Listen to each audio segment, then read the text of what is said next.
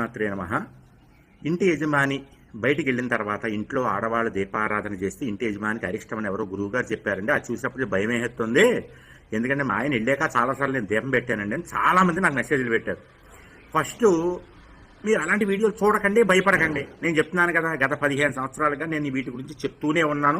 మీరు మళ్ళీ వేరే వీడియోలు చూడడం, భయపడడం, నాకు మెసేజ్లు పెట్టడం ఇలాంటివి చేయకండి. ఎవరో గురువులు చెప్పిన నన్ను అడగద్దు ముఖ్యంగా. ఎందుకంటే నేను వీటి గురించి ఎప్పుడో క్లియర్గా చెప్పేశాను కాబట్టి. ఇంటి యజమానిని బయటికి పంపే ముందు ఇంటి ముందు ముగ్గు వేసి పంపండి అని ఒక్క మాట మాత్రమే చెప్పాను మీకు. ఇంటి ముందు ముగ్గు లేకుండా ఇంటి యజమాని బయటికి వెళ్ళకూడదు అని.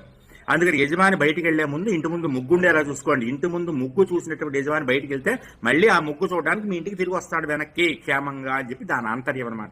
ఇది ఎప్పుడో 15 ఏళ్ళ క్రితమే నేను చెప్పాను, తర్వాత కూడా చాలాసార్లు చెప్పాను. కాబట్టి ఎవరో వీడియోలు చూసేసి ఎవరెవరో ఏదో చెప్తే భయపడిపోయి మీరు కంగారు పడిపోయి కింద పడిపోయి బాధపడిపోవాల్సిన పని లేదమ్మా. జయం.